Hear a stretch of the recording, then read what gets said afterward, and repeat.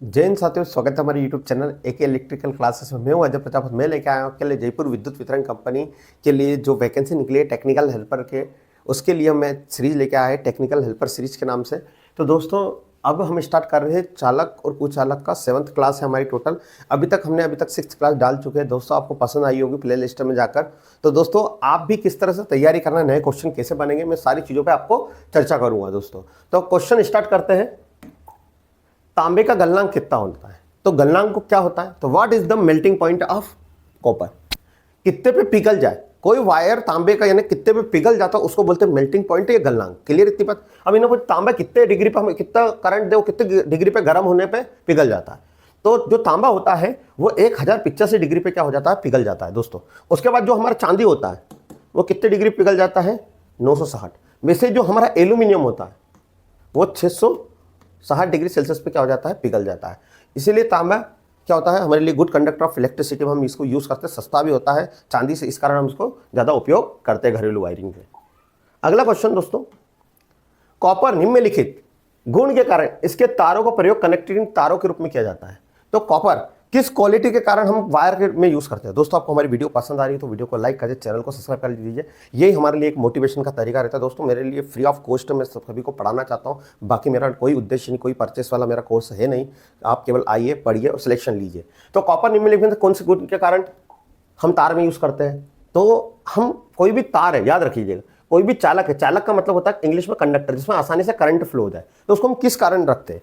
तो सबसे पहला कारण होता है कि जो भी चालक होता है उसकी चालकताविटी, कंडक्टिविटी क्या होनी चाहिए, ज़्यादा से ज़्यादा। हमको ज़्यादा ऐसा तार लेना जिसमें करंट आसानी से फ्लो हो जाए। दूसरा, प्रतिरोध, करंट को रोकने वाला रेजिस्टेंस कम से कम होना चाहिए, कम से कम होना चाहिए। तीसरा, गलनांक, यानी जल्दी से नहीं पिघल जाए। ऐसा नहीं कोई वायर यूज़ करना कि जल्दी से पिघल जाए, तो उसका गलनांक कम से ज़्यादा होना चाहिए। और कथनांक, यानी बॉइलिंग पॉइंट भी क्या होना चाहिए, ज़्यादा से ज़्यादा। क्लियर है? यानी जल्दी से ना पिघले ना गले। चौथा, और क्या होना चाहिए, लीकेज, लीकेज क्या होना चाहिए, कम से कम। ठीक है? तो हम इन सभी सारी चीज़ें किसी भी चालक में होना चाहिए। तो चालक में सबसे पहले हमने बोला निम्न प्रतिरोध होना चाहिए, लो प्रतिरोध होना चाहिए। हाँ, ये बात तो सही है। रेजिस्टेंस कम से कम होना चाहिए। दूसरा, निम्न चालकता नहीं, चालकता तो हाई होनी चाहिए। उच्च विद्युत प्रतिरोध, रेजिस्टेंस हाई होना चाहिए, नहीं। तो हमारा ऑप्शन हो जाएगा डी और बी होगा क्या, नहीं, ए होगा। क्या होगा, ए दोस्तों। अगला क्वेश्चन है हमारा, सुचालक कहलाने वाला पदार्थ का निम्न में से कौन सा गुण नहीं होना चाहिए? तो जब हम सुचालक कह रहा, यानी कंडक्टर, कंडक्टर किसको कहते हैं हम, जिसमें आसानी से करंट फ्लो जाए, यानी कंडक्टिविटी ज़्यादा होना चाहिए। रेजिस्टेंस, करंट को रोकने वाला गुण कम से कम होना चाहिए। कथनांक और गलनांक, यानी मेल्टिंग पॉइंट और बॉइलिंग पॉइंट कम से अधिक होना चाहिए। तो ये क्वालिटी होनी चाहिए। तो सबसे पहले क्या होना चाहिए, विद्युत धारा का सुचालक, हाँ होना चाहिए। वोल्टेज में इंक्रीज, यानी भाई हमको ऐसा रखना चाहिए ऐसा कि वोल्टेज इंक्रीज करे, ऐसा नहीं कि कम कर दे वो। प्रतिरोध हाई होना चाहिए, नहीं होना चाहिए प्रतिरोध। प्रतिरोध क्या करता है, करंट को रोकने का गुण होगा तो हमारा तार चलेगा क्या, विद्युत के उपयोग में वृद्धि, हाँ इंक्रीज होना चाहिए। मेल्टिंग पॉइंट और बॉइलिंग पॉइंट क्या होना चाहिए, हाई। तो इनमें से कुछ कोई नहीं होना चाहिए, तो सी वाला ऑप्शन नहीं होना चाहिए। तो आपको समझ में आया होगा दोस्तों। अगला क्वेश्चन पे हम जाते हैं। यदि तांबे की प्रतिरोधकता 1 है और तांबे को एल्यूमिनियम से तुलना करें तो क्या प्रतिरोधकता होगी? अब तांबा एल्यूमिनियम से हम क्या प्रतिरोधकता क्या होती है? प्रतिरोधकता वो से बोलते हैं जो किसी पदार्थ के कारण करंट के मार्ग में रुकावट पैदा करे, उसको ही हम बोलते हैं प्रतिरोधक। जैसे आपने बोला लकड़ी है, एक लोहा है, सेम आपको मैंने लंबाई और सेम ग्राम का आपको लकड़ी और लोहा दोनों दे दिया, पर सारा लोहे में करंट लग रहा, लकड़ी में नहीं लग रहा। क्यों नहीं लग रहा? क्योंकि लकड़ी में क्या गुण है, करंट को रोकना, उसी वो पदार्थ के कारण रोक रहा, उसी को बोलते हैं हम प्रतिरोधकता, रजिस्टिविटी। तो जो तांबा होता है, हम तांबा और सर एल्यूमिनियम, पंखे वाइंडिंग में हमेशा क्यों करते हैं कि घर में हम जो वायरिंग कर रहे हैं, अच्छा तांबा मानना, एल्यूमिनियम नहीं मानना, तो इसी गुण के कारण मानना। जो तांबा होता है ना, जिसको हम बोलते हैं कापर और एल्यूमिनियम, इतनी बात क्लियर होगी है ना। तांबे की चालकता, हम चालकता पे जाते हैं, तो तांबे की चालकता है ना, करंट को कितना परसेंट लेता है, 90%। यानी आपने 100 दिया 90, पर सॉरी तांबे की चालकता एल्यूमिनियम की अपेक्षा। तो हम क्वेश्चन करने जा रहे हैं। अगला क्वेश्चन है हमारा, यदि कोई तांबे की प्रतिरोधकता 1 है, तांबे को एल्यूमिनियम से तुलना करने पर क्या रजिस्टिविटी होगी? प्रतिरोधकता होता क्या दोस्तों? प्रतिरोधकता उसे कहते हैं यदि किसी पदार्थ के कारण करंट में रुकावट पैदा करने का गुण हो जाए। पदार्थ के कारण करंट रुके, उसको बोलते हैं रजिस्टिविटी। जैसे मैंने बोल रहा है कि आपको मैंने एक लोहे का टुकड़ा दिया है और एक सेम लकड़ी का टुकड़ा दिया है। तो आपने बोला सर लकड़ी के कारण करंट रुक रहा है, लोहे में तो नहीं। तो ये पदार्थ के कारण जो करंट रुक रहा है उसको हम बोलते हैं रजिस्टिविटी। सभी को ये बात पता होगी, एल्यूमिनियम में भी करंट जाता है, कॉपर में भी, तांबे में भी करंट फ्लो होता है। पर हम क्यों फैन वायरिंग कराने जाते हैं, घर की वायरिंग, तो एल्यूमिनियम का तार क्यों नहीं यूज़ करते? क्योंकि सर एल्यूमिनियम का वायर जो होता है वो कम करंट, उसकी चालकता कम होती है और तांबे की चालकता ज़्यादा होती है। तो कितनी होती है चालकता? तो चालकता का मतलब होता है कंडक्टिविटी जो ज़्यादा गुण ले ले। तो हमारे पास दो बंदे हैं, एक चालकता होती है और एक रजिस्टिविटी। तो मैं पहले बोलते था तांबा, कॉपर और एल्यूमिनियम। अब इसकी चालकता, तांबे की चालकता एल्यूमिनियम की अपेक्षा कितनी होती है? 60%। यानी ये 100 करंट सहन करेगा तो ये कितना सहन करेगा? 60 ही करेगा। इसी कारण हम इसका यूज़, हम कॉपर का ज़्यादा यूज़ करें। अब रजिस्टिविटी, प्रतिरोधकता को क्या? तो प्रतिरोधकता हमेशा बेटा याद रखिएगा रेजिस्टेंस का यानी चालकता का उल्टा होता है। सीधी सी बात है, यदि ये करंट 100 ले रहा है और ये कितना 60, तो इसका मतलब इसमें रोकने वाला कितना होगा? इसमें रोकने वाले कितने, यानी इसका रेजिस्टेंस का गुण हमेशा चालकता के क्या होता है? उल्टा। कंडक्टिविटी का क्या होता है? उल्टा। तो आपको ये बात याद रखना पड़ेगी। तो अब इसको हम देखते हैं। तो जो चालकता होती है यहाँ कितनी हो जाएगी? ये इधर आ जाएगा 60, और कॉपर की रजिस्टिविटी कितनी हो जाएगी? 60, और एल्यूमिनियम की 100। कोई दिक्कत किसी को? ये क्रॉस हो जाता है एक दूसरे की, इतनी बात आपको याद रखनी। चालकता का उल्टा ही होता है रजिस्टिविटी।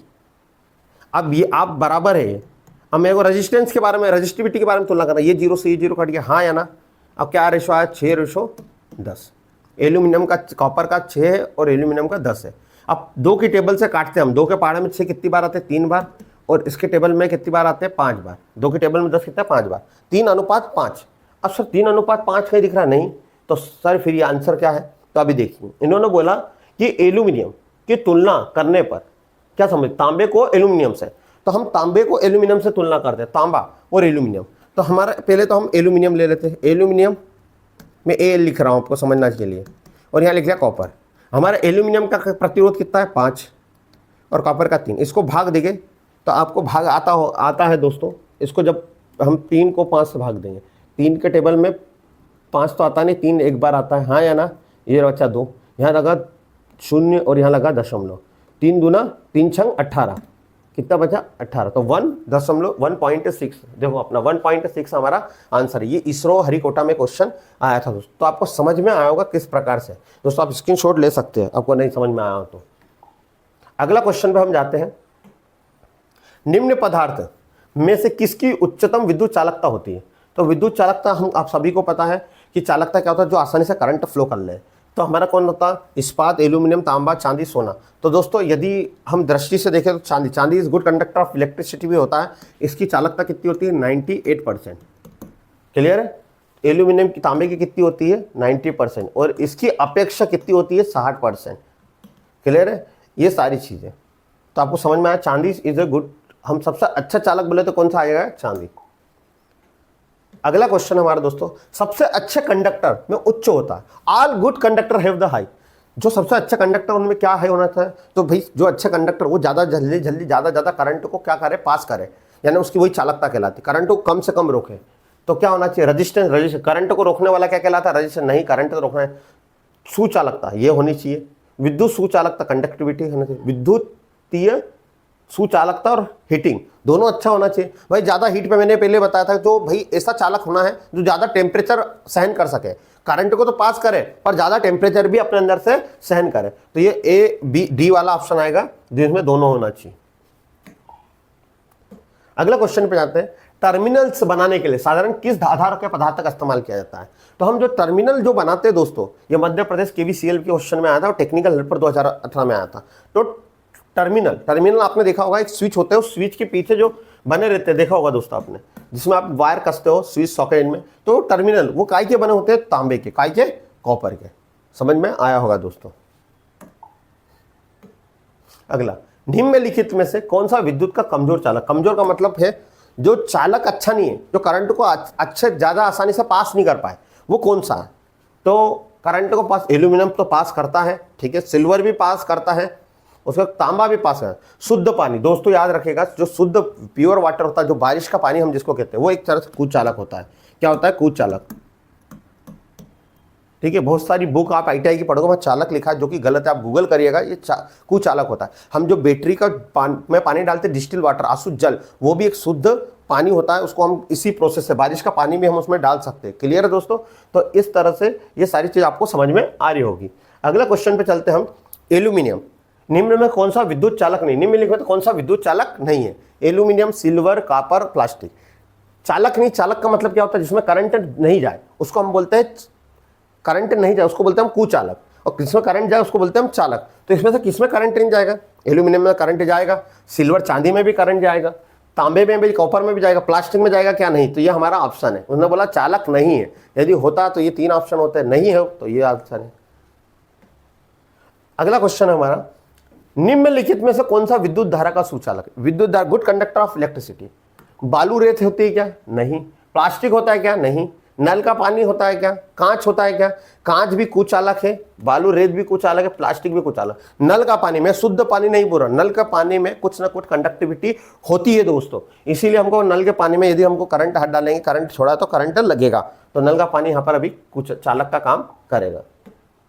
अगला क्वेश्चन है, शुद्ध पानी किसका एक उदाहरण है? तो अभी मैंने बताया था, ये मध्य प्रदेश लाइन असिस्टेंट के एग्जाम में आया था। तो जो शुद्ध चालक होता है दोस्तों, वो क्या होता है? एक इंसुलेटर की तरह काम करता है।